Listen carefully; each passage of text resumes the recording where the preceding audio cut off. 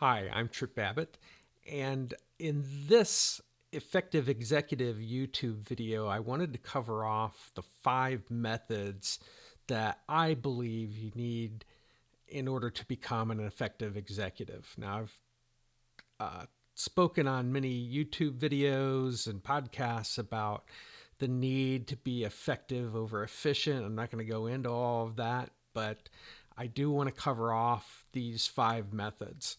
And the first of the methods is synthetic thinking.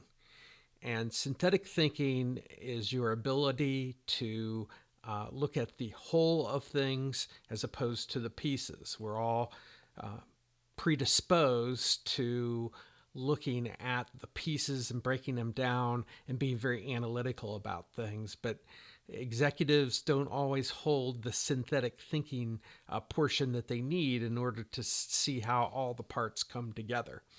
So that's the first thing. And I've got videos out there that I'll put links to. The second is decision making. Now, I've already done a video on decision making that I'll also put a link to. But decision making, in essence, I've had someone wrote me an email, basically said, I've always been told that, as a manager, I got to be really final on my decisions. I've got to move forward after I make one and, don't look back type of an attitude. And I couldn't disagree more. You have to make a decision, often with imperfect information and imperfect data. And just to move on from that would be really a ridiculous thing to do. You need to track it. You need to understand how it's performing. Is it meeting what your expectations were when you originally made that decisions? And environment changes, not only over a period of time, but maybe with new information coming in. So it's important that decision making follows some type of scientific method where we're continually learning and pivoting and discarding certain decisions that we make, and not necessarily put up this front that, oh, I'm a manager or I'm an executive and I've made that decision. Now nobody challenge me. It just doesn't play and it doesn't make sense. Decisions need to be followed up on. They need to know how they're performing. The third thing is innovation. And this is all about value creation and that you have to be proactive in your innovation. It's not something that, well, someday the lightning will strike and somebody will come up with an idea.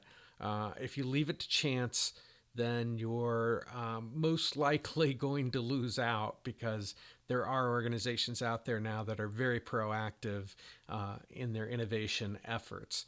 And this doesn't guarantee you success either. Being proactive in innovation, there are many companies that were very proactive in their innovation and have still failed. Look at some of the competitors to Apple. Steve Jobs just came up with something better with regards to the mobile phone.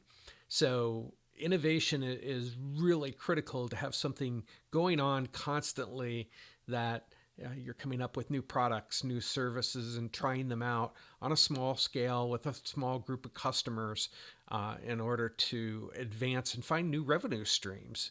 Everybody's talking about their tracking what their revenue is in their sales meetings, that they have this pipeline of revenue. Well, you need a pipeline of innovative products and services and even thinking within your organization.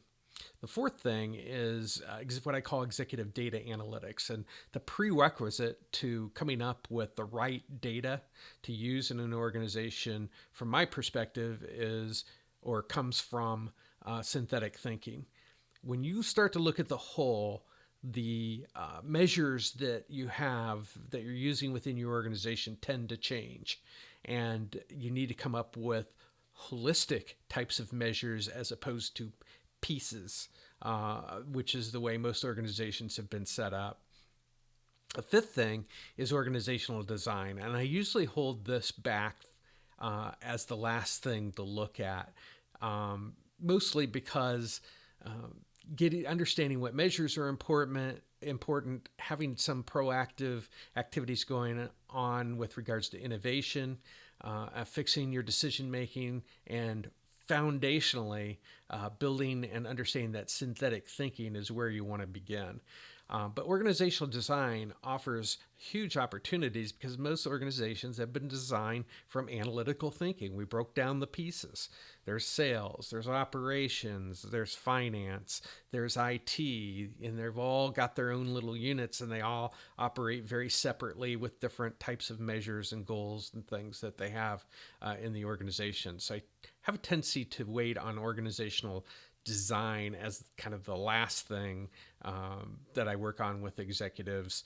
But there's huge opportunity in any of these five things. But I think you have to develop your synthetic thinking, your decision making skills, your innovation, these executive data analytics first before you begin looking at organizational design. But you need method for all five of these things. You need a process to take you through. Now, I have a process, I have a system, I have five methods that will take you through each of these five areas. Now, what I've built so far is the first of those, which is the synthetic thinking component. I'm building, in the process of building the decision-making component right now. And I'm also building in, as part of synthetic thinking, your ability to construct an aim or a purpose for your organization and ways to communicate that to your employees and customers. So that's kind of the whole synthetic thinking type of realm from my standpoint that you need to develop first. And then these other four modules will come behind it, or these other four methods with education modules will come subsequently after I've completely finished the synthetic thinking portion. So take a look at the free download that's available in the description. You can get an idea of whether this makes sense for you. It's 5 videos that you'll get, and you'll be able to see if I'm the type of person that you want to listen to with regards to developing first those synthetic thinking skills. And then there is an investment that you can make too in developing your your synthetic thinking skills as the foundation, and then I'll be adding on all of these other methods with decision-making, innovation, data, and organizational design as time goes by. Right now, the investment's relatively small compared to what it will be once I've completed all the modules, but I'll also put a link down to there, and there's several videos that you can preview before you actually sign up or invest in the executive education program. But it's very different. It's not this leadership skills, efficient executive stuff. And again, I've gone through this on many of the other videos that I'll put links to, but it's more about how can you create value for your organization, and that's what will make you effective. Take a look, subscribe to this channel. I will put out regular updates on some of the thinking, give you some ideas, regardless of whether you use my executive education. These are things that I think you should search out for to advance yourself, either as a veteran executive, a new executive, or if you're an aspiring executive that's trying to develop these skills.